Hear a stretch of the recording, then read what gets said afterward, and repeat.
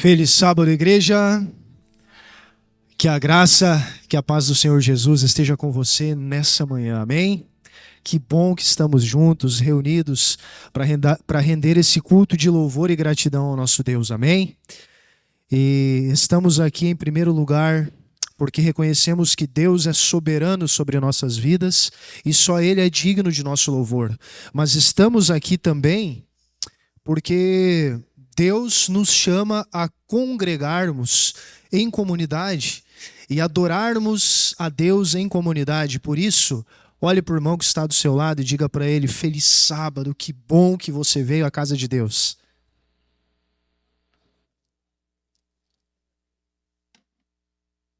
Amém? Ó, quão bom e quão maravilhoso que os irmãos vivam em união. Amém? Onde a união, ali o Espírito de Deus habita. Louvado seja Deus por isso. Querida igreja, nesse sábado nós vamos refletir sobre um tema que é muito importante para a igreja.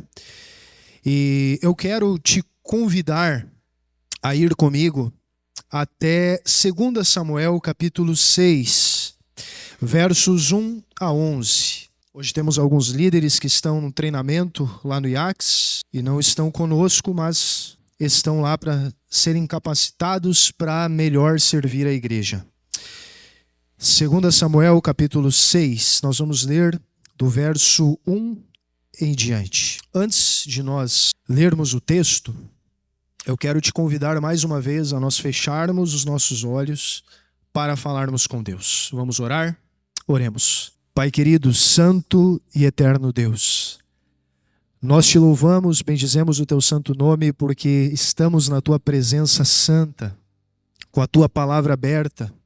Queremos ouvir a tua voz, por isso pedimos humildemente que nossos corações estejam abertos à influência do teu Santo Espírito, para que a mensagem dessa manhã traga edificação para a tua igreja.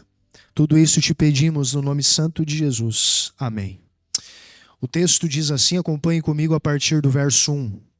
Mais uma vez, Davi reuniu todos os escolhidos de Israel, em número de 30.000.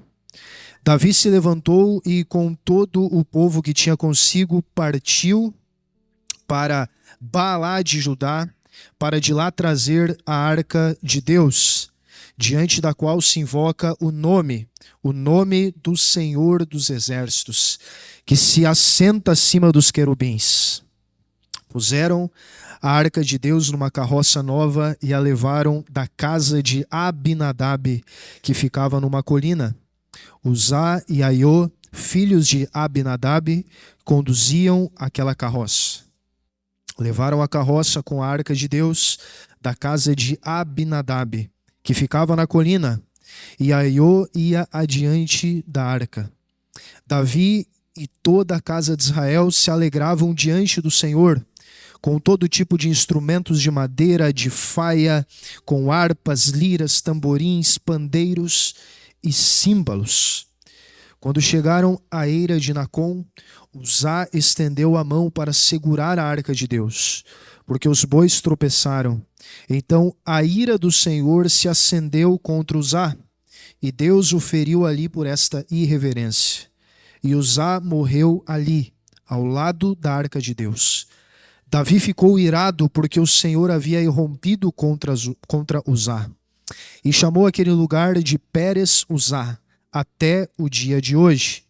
Naquele dia, Davi teve medo do Senhor e disse: como poderei levar comigo a arca do Senhor? Davi não quis levar a arca do Senhor para junto de si na cidade de Davi, mas fez que fosse levada para a casa de Obed-edom, o geteu. Assim, a arca do Senhor ficou na casa de Obed-edom, o geteu, durante 3 meses, e o Senhor o abençoou e a toda a sua casa. Amém? Paramos aqui. Essa história, num primeiro momento, quando nós lemos, muitos têm dificuldade de entender o que aconteceu. Veja, quando nós entendemos o contexto histórico, quando nós compreendemos o que estava se passando e os motivos pelos quais Deus agiu como agiu, as coisas vão fazer um pouco mais de sentido. Após Davi conquistar Jerusalém, Davi estava consolidando o seu reino e Davi agora queria estabelecer a sua capital. E ele queria que a capital do reino fosse também o centro religioso da nação. O propósito de Davi era trazer a arca de Deus para estar ali em Jerusalém. E ali estar o templo. E a Jerusalém, todo o povo de Deus, nas suas peregrinações, vir para adorar. Então, o propósito de Davi era nobre. O propósito dele era trazer a arca para que ela tivesse um papel de centralidade no reino, na sua capital, Jerusalém. E por 70 anos, a arca havia permanecido na casa de Abinadab, em Kiriat Jearim. Nessa cidade, a arca havia repousado por todo esse tempo na casa desse homem que nós lemos, na casa de Abinadab. Mas veja, eu quero fazer uma breve retrospectiva da arca. Primeiro, o povo de Deus saiu do Egito e foi parar lá no Monte Sinai. Lá Deus deu a sua lei, lá Deus deu as instruções para que a arca fosse construída de madeira de acácia, revestida com ouro.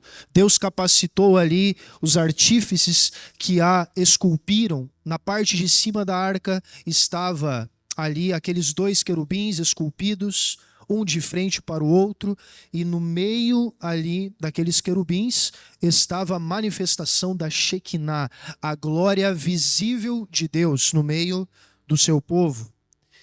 Depois que essa arca foi estabelecida, foi construída, a arca acompanhou o povo de Israel nas suas peregrinações por 40 anos no deserto.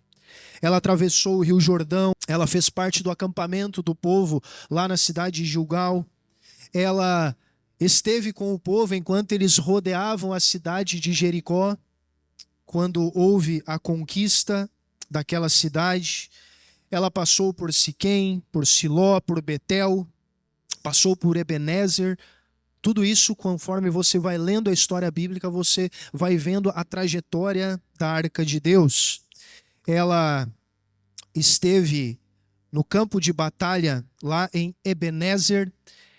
E eu abro um parênteses aqui. O que aconteceu nesse contexto? Veja, o povo de Deus, período em que o profeta Samuel estava vivo, no final da sua vida, eles estavam longe de Deus. Muitos estavam em apostasia.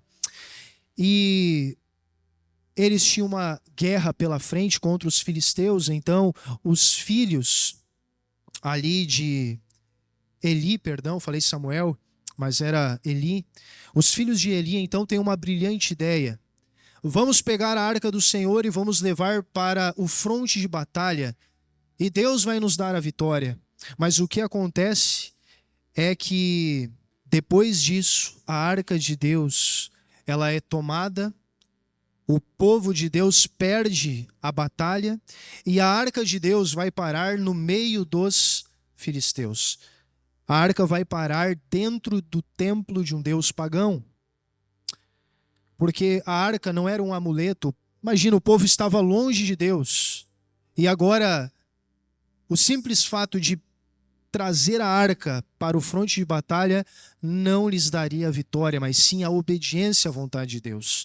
Então a arca vai para Asdod e lá ela é colocada no templo de Dagon, num templo de um deus pagão, como um espólio de guerra, como uma evidência de que o Deus deles era maior do que o Deus de Israel. Mas o que acontece? Anjos de Deus estavam junto com aquela arca e à noite eles derrubavam aquele ídolo, cortavam as suas mãos, seus pés, começaram a ter uma série de tumores, uma série de doenças no povo, e eles levaram a arca de um lugar para o outro, de Asdod, lá no templo de Dagon, foi para Gate, foi para Ecrom, e onde ela ia, as pessoas eram feridas de tumores. Então o povo filisteu pensou, nós não podemos mais ficar com a arca do Deus de Israel, porque nós estamos recebendo juízos da parte dele. Então, o que o povo fez? Estou contextualizando aqui a história para nós refletirmos. Eles fizeram uma carroça de bois e colocaram a arca dentro daquela carroça de bois. E eles colocaram aqueles bois para que fossem conduzindo a arca. Então eles pensaram, se os bois forem para a terra de Israel, então é porque vinha da parte do Deus de Israel os juízos que nós estávamos enfrentando. E a história conta que quando eles largaram aqueles bois, de fato, eles foram sozinhos, pelo menos à vista dos olhos humanos, mas Deus estava, o Espírito de profecia diz, conduzindo aquela carroça de volta para o povo de Deus com a arca. E lá ela vai parar em Bet-Semes, mas em Bet-Semes há um episódio que nós vamos ver logo mais, que também faz com que o juízo de Deus caia sobre os homens de Bet-Semes. Então, depois de Bet-Semes, a arca vai lá para Kiriat-Jearim, que é esse mesmo lugar aqui no capítulo 6, verso 2, que é chamado de Baalá de Judá. Baalá de Judá era Kiriat-Jearim. Ali, então, a arca fica. Veja, nós vimos toda a trajetória da arca até ela parar ali em Kiriat-Jearim. Agora você deve estar se perguntando, mas ainda não consigo entender por que Deus ele executou o juízo ao usar da maneira que executou. Então nós precisamos entender algo importante, querida igreja. Qual que era o significado da Arca da Aliança? Primeiro, a Arca da Aliança era a representação visível do trono de Deus no meio do seu povo. A Arca de Deus, ela representava a presença especial de Deus, a sua autoridade, o seu governo baseado na lei. Então a arca não era um objeto qualquer, tinha uma importância muito grande para o povo de Deus. Veja, a história conta para nós que assim como os pagãos, o povo de Deus, seguindo o modelo dos pagãos, colocou a arca de Deus aonde mesmo?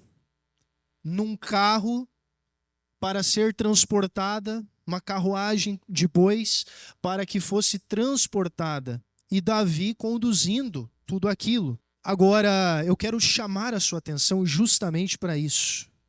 Porque, como nós já falamos, o propósito de Davi em trazer a arca era nobre. No entanto, nós precisamos refletir que a maneira como Davi estava fazendo não era a maneira como Deus havia pedido. Veja, o objetivo de Davi era excelente, o propósito era nobre, o entusiasmo era sincero. A Bíblia diz para nós que havia celebração, havia música, havia canto. O povo de Deus estava feliz, porque imagina, Davi, ele convocou uma comitiva extraordinariamente grande para trazer a arca de Kiriat-Jearim para Jerusalém. O texto bíblico diz para nós que Davi, ele convocou quantas pessoas? 30.000 homens. Eles estavam acompanhando aquele cortejo com alegria, com festa, com música. Havia alegria, mas havia um problema. E que problema era esse? Eles estavam fazendo a coisa certa, levar a arca para Jerusalém, mas estavam fazendo da maneira errada. Esse foi o grande problema. Porque Deus, ele havia dado orientações muito claras em relação à maneira pela qual a arca de Deus deveria ser carregada. Então, deixe marcado 2 Samuel e vá comigo até o texto de Números. Números capítulo 4, verso 15. Olha as instruções que o povo de Deus, por meio do seu servo Moisés, havia recebido em relação ao transporte da arca de Deus. A palavra de Deus diz no verso 15, quando Arão e seus filhos tiverem acabado de cobrir o santuário e todos os móveis dele, e o arraial estiver pronto para partir, os filhos de Coate virão para levá-lo. mas não tocarão nas coisas santas, para que não morram. São estas as coisas da tenda do encontro que os filhos de Coate devem levar. Percebeu? Qual era a instrução que Deus havia dado? Quem deveria transportar a arca eram os filhos de Coate. Quem eram os filhos de Coate? Eles eram conhecidos também como coatitas. Eles eram da tribo de Levi. Coate foi um dos filhos de Levi, e de um desses filhos de Levi então se desenvolveu uma linhagem, que eram os coatitas. E Deus estabeleceu, são os levitas da família de Coate é que devem transportar a arca de Deus. E como isso deveria ser feito? Agora, olha comigo o capítulo 7 e o verso 9. A palavra de Deus diz assim: mas aos filhos de Coate não deu nada, porque a cargo deles estava o santuário que deviam levar, como igreja? Nos ombros. Veja, aqui o texto está falando da herança do povo, especialmente aqui dos levitas. Eles não receberam herança, eles não receberam terras para plantar, para cultivar, eles receberam apenas cidades no meio do povo de Deus, porque a herança deles era o Senhor.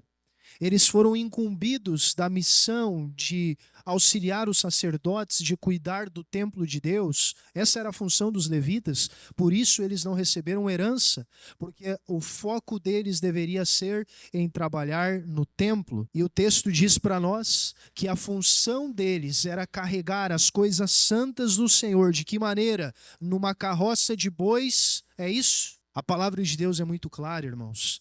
A arca de Deus, ela deveria ser carregada nos ombros. Veja, a arca era um caixote, mas ela tinha varas nas suas laterais. Então, os levitas, cada um de um lado, deveriam pegar nas varas. 4 levitas carregando a arca de Deus. Foi assim que Deus havia estabelecido. Mas veja que lá em Números 4:15 nós vemos que nem mesmo os coatitas, que haviam sido encarregados de carregar as coisas santas do Senhor, poderiam tocar na arca de qualquer maneira, para que não, o que, igreja? Para que não morressem. Porque a arca, como nós já vimos, era a representação do trono de Deus, da sua presença no meio do seu povo, e ela não poderia ser manejada de qualquer maneira. O povo deveria seguir as instruções que Deus havia estabelecido na sua palavra. Então, somente os levitas da família de Coate poderiam carregá-la. Deveria ser transportada sobre ombros por meio de varas, e ninguém, absolutamente ninguém, poderia tocar na arca do Senhor. Essas eram as instruções que Deus havia dado para o transporte da arca. Essas instruções, elas visavam lembrar ou direcionar a atenção do povo para a santidade de Deus. E é sobre isso que nós vamos falar nessa manhã. E nós vamos tirar algumas lições sobre isso. Irmãos, deixa eu falar algo importante aqui para nós refletirmos. Nós vivemos hoje numa sociedade que perdeu a reverência, perdeu de forma generalizada, em grande parte, o respeito. Respeito pelas autoridades, pelas instituições, o respeito pela família, o respeito pelo próprio Deus.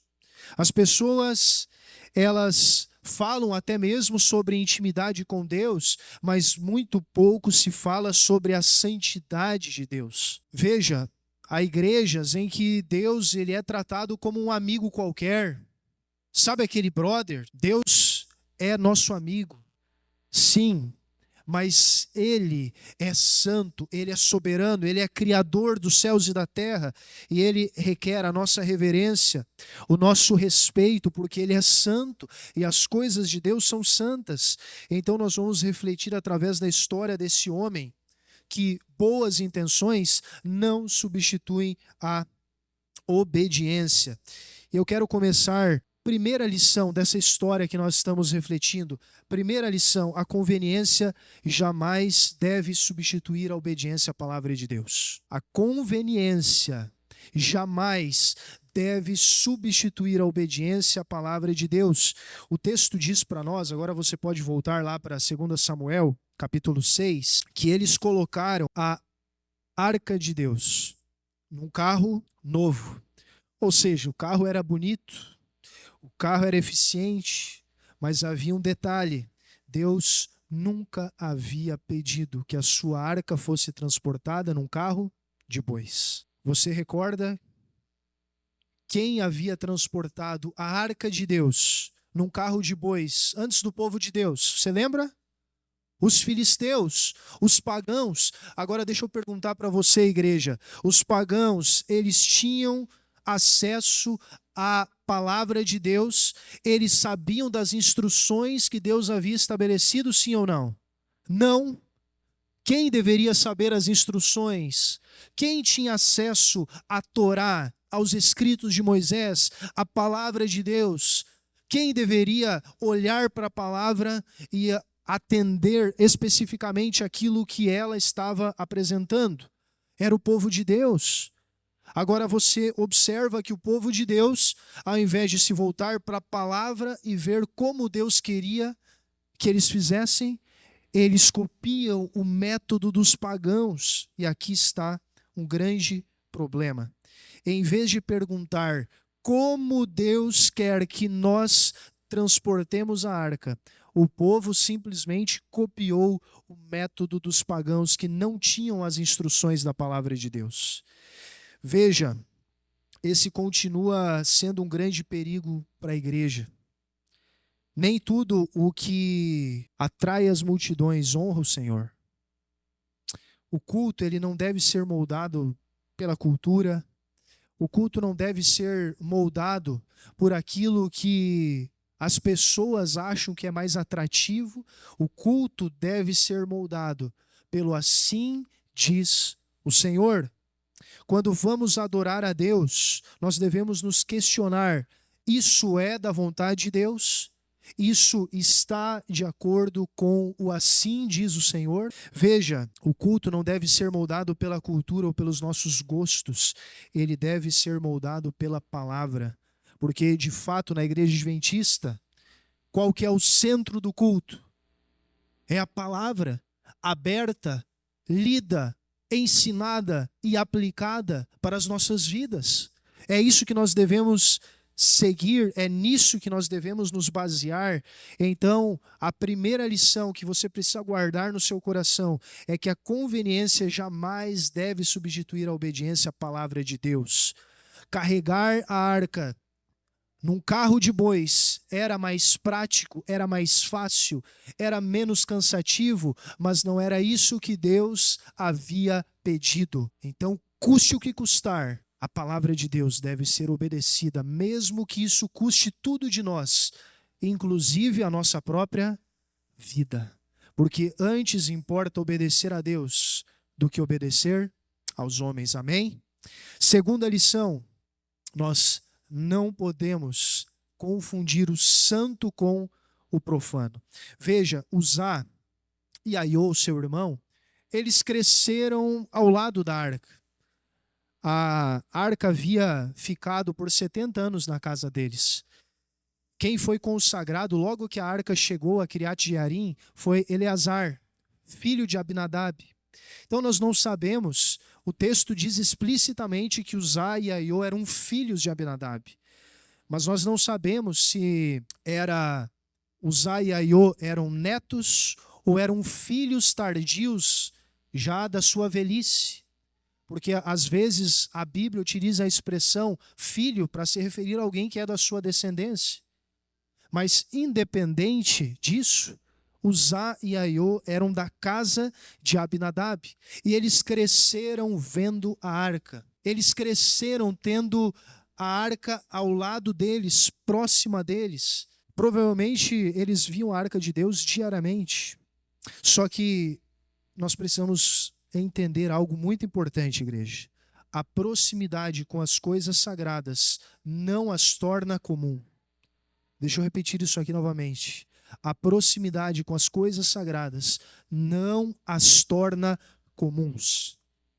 Veja, nós corremos o risco Agora falando para a nossa realidade, de ouvir sermões toda semana, ler a Bíblia todos os dias, pelo menos é isso que deveria acontecer, cantar hinos há muitos anos que sabemos de cor, podemos estar há anos nos envolvendo nos ministérios da igreja, trabalhando, mas a proximidade com as coisas sagradas não as torna comum, porque nós não podemos perder, igreja, o senso da santidade de Deus.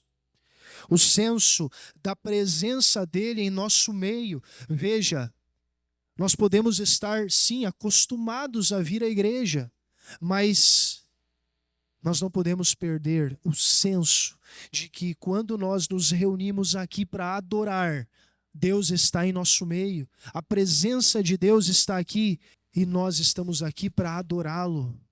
Veja, eu quero refletir sobre isso porque muitas vezes nós podemos estar com uma visão completamente equivocada a respeito do culto que nós oferecemos a Deus. Eu pergunto para você, quem é que assiste o culto?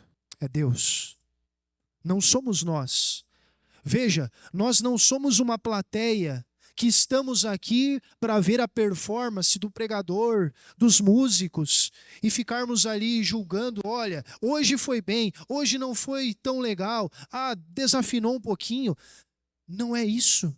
Nós não somos espectadores. É nós que estamos sendo observados. Deus, quando nós estamos aqui, e veja, igreja, eu não estou falando que as paredes são santas, que o púlpito é santo, que a plataforma é mais santa que o restante da igreja, porque nós temos que ter zelo, mas zelo com entendimento. O templo está no céu, as cortinas do templo foram rasgadas, não há separação entre santo e santíssimo aqui nessa terra, porque o templo está onde, igreja? Está no céu. Agora, nós não podemos ir para uma visão extrema de um lado, que é com muito zelo, mas sem entendimento, mas ao mesmo tempo, ou por outro lado, melhor dizendo, irmos para outro lado. Então se o templo está no céu, então está tudo certo. E aí nós perdemos a compreensão de que quando nós estamos aqui como igreja reunidos, Deus está em nosso meio. Deus está aqui, irmãos. Ele está assistindo o nosso culto. E deixa eu te perguntar nesse momento, se Deus olhar para o culto que você e eu estamos hoje oferecendo a Ele, será que Ele se agrada? Onde é que estão os teus pensamentos? Onde é que está a tua atenção? Sabe, igreja, às vezes a gente corre o risco de estar dentro da igreja, mas estar com a nossa mente vagando completamente distante do que nós estamos vivendo aqui. Às vezes a gente corre o risco de estar dentro da igreja, mas receber uma notificaçãozinha ali no celular e aquilo já tirar a nossa atenção das coisas sagradas. Às vezes a gente corre o risco de estarmos com um irmão que nós amamos em Cristo e que sim, a gente tem muita coisa para falar e para contar, mas a gente perde o senso de que aqui o foco é a adoração e não as nossas conversas paralelas. O risco que nós corremos é perder o senso da santidade de Deus. Veja, a Bíblia diz lá em Salmo 96, verso 9, adorem o Senhor na beleza da sua santidade, tremam diante dele todas as terras, porque Deus é santo, irmãos. Ele está aqui assistindo o nosso culto e nós não podemos perder o senso da santidade de Deus. Eu falei para vocês que nós veríamos algo que aconteceu lá em Bet-Semes, porque houve um juízo de Deus ali. Nós vamos voltar um pouquinho na história. Eu te convido a ir a 1 Samuel, capítulo 6, verso 19. A palavra de Deus diz assim: o Senhor feriu os homens de Bet-Semes, porque olharam para dentro da arca do Senhor, matando 70 deles. Então o povo chorou, porque o Senhor tinha feito tão grande matança entre eles. Os homens de Bet-Semes disseram: quem poderia estar diante do Senhor, este Deus santo? E para onde subirá, para que fique longe de nós? Então enviaram mensageiros aos moradores de Quiriate Jearim, dizendo: os filisteus devolveram a arca do Senhor. Venham até aqui e levem a arca com vocês. Então os homens de Quiriate Jearim vieram e levaram a arca do Senhor à casa de Abinadab, que ficava na colina, e consagraram Eleazar, filho de Abinadab, para que guardasse a arca. Percebeu? Depois que os filisteus mandaram a arca de volta para o povo de Deus, naquele carro de bois, a arca parou na cidade fronteiriça, que era Bet-Semes. Veja, nem mesmo os pagãos tiveram a ousadia de fazer o que o povo de Deus fez. Aqueles homens, de maneira completamente irreverente, fizeram o que com a arca, irmãos? Abriram a arca. O que Deus havia estabelecido que não deveria ser feito em hipótese alguma. E imediatamente o texto diz para nós que quantos morreram? 70 imediatamente morreram por tamanha irreverência com a arca de Deus. Então eles disseram para os homens de Quiriate Jearim: venham buscar a arca. E então ali a arca repousou por 70 anos até que Davi fosse buscá-la. Agora, eu quero refletir com você sobre a santidade de Deus. A pergunta que os homens de Bet-Semes fazem no verso 20 é: quem poderia estar diante do Senhor, este Deus santo? A resposta é: ninguém, porque nós somos pecadores. Se estamos na presença de Deus, esse Deus santo, é unicamente pela graça, pela misericórdia de Deus, irmãos. É unicamente pelo sangue que foi derramado na cruz que nos purifica, pois nós não seríamos nem dignos de estarmos aqui adorando a Deus em comunidade, mas é unicamente pela sua graça. Então, nós precisamos nos lembrar que Deus é santo. Existe um aspecto da santidade de Deus, que é a sua santidade majestosa. Só Deus é eterno, só Deus é criador, só Deus é soberano, só Deus é onisciente, onipresente, onisciente. Então essa é a santidade majestosa de Deus. Mas existe um outro aspecto, que é a sua santidade moral. Deus está separado do mal. Deus odeia, Deus abomina o pecado. E o pecado é ofensivo ao seu caráter. Quando a Bíblia diz, palavras do próprio Deus: sede santos, porque eu sou santo, o aspecto da santidade de Deus que Ele nos convida a participar é da sua santidade moral, porque a sua santidade majestosa pertence unicamente a Ele. Sede santos, porque eu sou santo.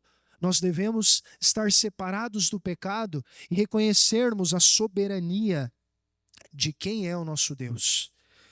Irmãos, eu refletindo sobre esse tema e no encontro que nós tivemos com o Ancionato, em que nós estávamos lendo esse livro aqui, Guia do Ancionato, nós refletimos sobre um tema muito importante, que é justamente a reverência ao Deus Santo que nós servimos. Na página 113 do Guia do Ancionato, aqui está uma citação do Espírito de Profecia do livro Testemunhos para a Igreja, página 419. Testemunhos para a Igreja, volume 5. Abre aspas. Se ao entrarem na casa de adoração, o povo o fizesse com a devida reverência, lembrando-se de que se acha ali na presença do Senhor, o seu silêncio redundaria em testemunho eloquente. Percebeu?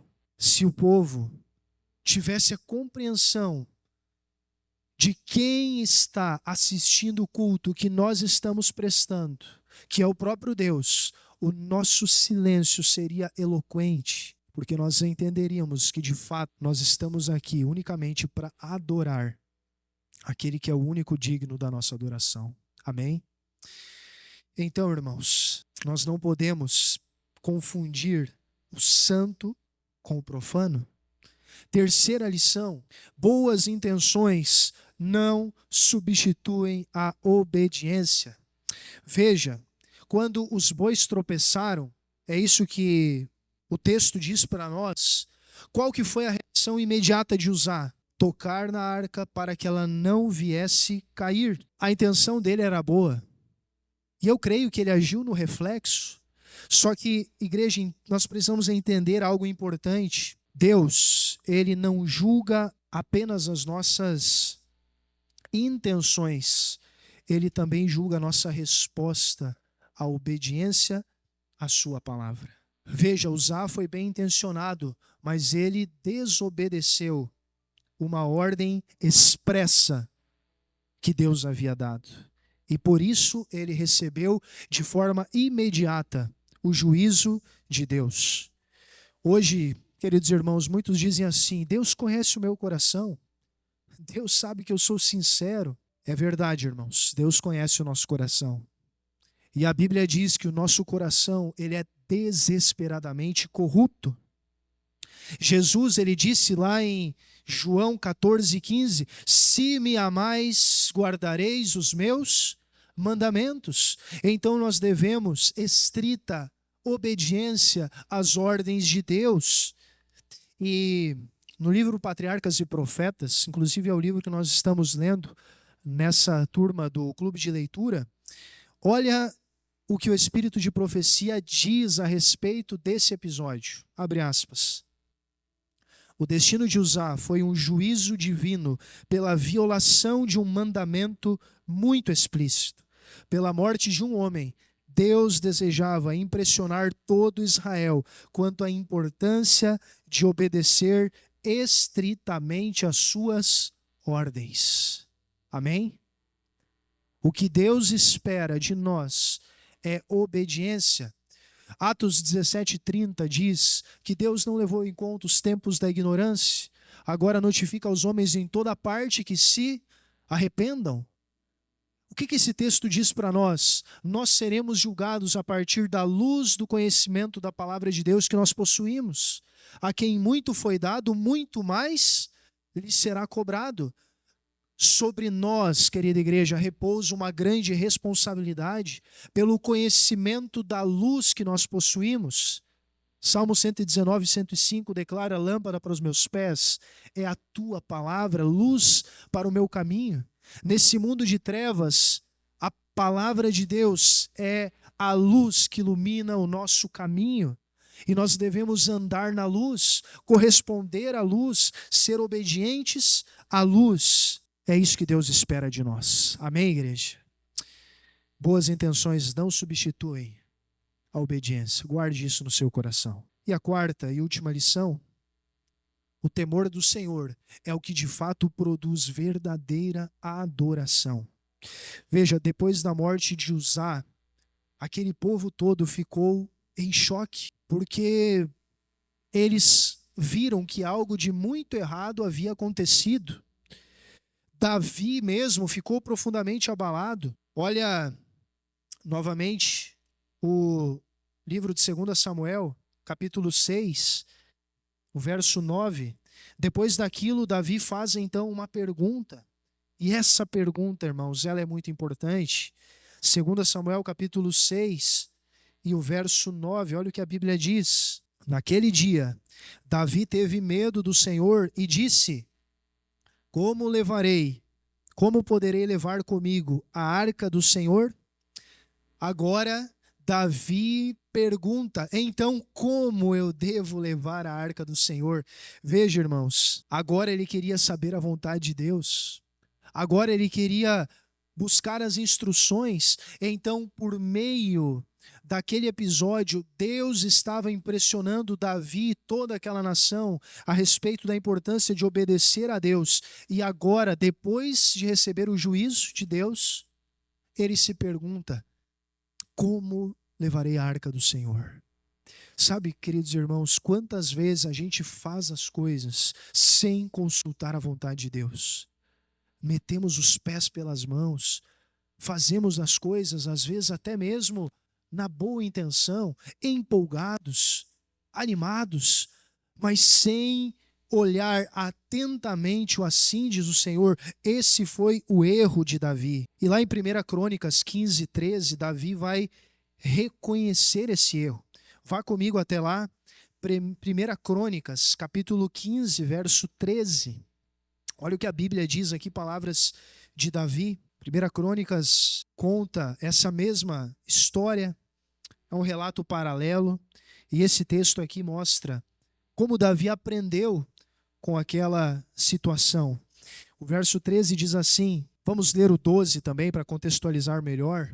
Ele lhes disse: vocês são os chefes das famílias dos levitas. Santifiquem a si mesmos e aos seus irmãos, para que possam trazer a arca do Senhor, o Deus de Israel, ao lugar que preparei para ela. Pois, visto que vocês não a carregaram na primeira vez, o Senhor, o nosso Deus, irrompeu contra nós, porque não o buscamos segundo nos tinha sido ordenado. Amém, irmãos? Aqui nós vemos um homem que, assim como nós, não era perfeito, assim como nós, cometeu erros, mas aqui nós vemos um homem que foi chamado de um homem segundo o coração de Deus, que reconheceu o seu erro, que se voltou para a palavra e que decidiu, na segunda tentativa, obedecer aquilo que Deus havia estabelecido. Amém? Isso aqui fala algo profundamente muito importante para cada um de nós, irmãos. Nós, em algum momento, sim, podemos correr o risco de errar, de cometer erros, mas quando nós nos voltamos para o Senhor em humildade, reconhecimento da sua soberania, reconhecendo que somos pecadores, confessamos o nosso pecado e buscamos a palavra de Deus para fazer aquilo que está escrito e obedecer estritamente às suas ordens, aí sim nós estamos fazendo aquilo que Deus espera de nós. Amém? Veja que diferença da primeira para a segunda tentativa. Olha esse contraste. Na primeira tentativa havia entusiasmo, na segunda havia reverência. Na primeira tentativa havia emoção, na segunda havia obediência. Na primeira, eles copiaram o método dos filisteus para transportar a arca. Na segunda tentativa, eles seguiram a palavra de Deus. Amém? E foi por isso que Deus aceitou a segunda tentativa, em que eles transportaram a arca, e não na primeira. Veja, irmãos, a verdadeira adoração nasce, aqui eu já estou encerrando, quando o coração se submete plenamente à vontade de Deus. Veja, por exemplo, Caim e Abel. Deus pediu para que eles trouxessem ali perante ele uma oferta de adoração ao Senhor. A Bíblia declara que sem derramamento de sangue não há remissão de pecados. O que aconteceu foi que Abel trouxe do fruto dos seus rebanhos, trouxe ali um cordeiro, e Caim trouxe o quê? O fruto da terra. Caim era bem intencionado. Eu imagino que Caim trouxe o melhor do fruto da terra, mas o que Deus havia pedido, igreja? Deus havia pedido um cordeiro. Adoração, queridos irmãos, é uma questão de obediência e não de preferências pessoais. Não é o que eu acho, não são os meus gostos, é o assim diz o Senhor. Outro episódio, história de Saul, eu vou apenas citar. 1 Samuel 15, 22, Samuel diz que melhor é obedecer do que sacrificar. Veja, o que acontece ali é que o rei Saul havia recebido uma ordem expressa de Deus de destruir totalmente os amalequitas. Mas o que ele fez? Ele poupou o rei, ele poupou o melhor dos rebanhos. Então, a obediência dele foi uma obediência parcial. Não foi o que Deus havia pedido. E quando foi confrontado por Samuel, Saul tentou justificar o seu erro, dizendo que guardei o melhor dos rebanhos para oferecê-los em sacrifício a Deus. É por isso que Samuel disse, inspirado por Deus, melhor é obedecer do que sacrificar. O que Deus espera de nós é submissão completa à sua vontade. É obediência às suas ordens. Então, guarde 3 coisas na sua mente para nós sairmos hoje deste lugar de culto. Nós precisamos ter reverência no culto que nós oferecemos a Deus, reconhecendo que Ele está aqui, reconhecendo que é Deus que assiste o culto que nós estamos prestando a Ele, nós precisamos ter reverência à palavra, nós precisamos obedecer aquilo que Deus nos revelou, aquilo que está escrito deve ser a base de tudo que fazemos, porque de fato a Bíblia é a nossa única regra de fé e prática. E terceiro, nós devemos manter a nossa reverência no serviço. Quando estamos servindo, precisamos nos lembrar que as coisas de Deus são santas. Trabalhar na igreja não nos dá liberdade de considerarmos as coisas sagradas de maneira comum. Querida igreja, Deus não está procurando qualquer tipo de pessoas para o adorarem. Deus está procurando, de acordo com João 4:24, pessoas que o adorem em espírito e em verdade. Em espírito, no íntimo, um coração rendido a Cristo, um coração submisso a Ele, que reconhece o seu senhorio na vida em todas as áreas. E em verdade, adoradores que olhem para a palavra e sejam humildes o suficiente para se colocarem nas mãos de Deus e terem a sua vida moldada conforme essa palavra. Amém? Quantos hoje querem declarar: Senhor, eu quero ser um verdadeiro adorador? Posso ver a sua mão? Amém. Amém. Que Deus te abençoe. Nesse momento nós vamos cantar um hino. Santo, Santo, Santo. Enquanto nós louvamos a Deus, entoe esse hino de todo o seu coração, reconhecendo que o nosso Deus é único, digno da nossa adoração, e Ele merece toda a nossa reverência. Amém? Vamos louvar.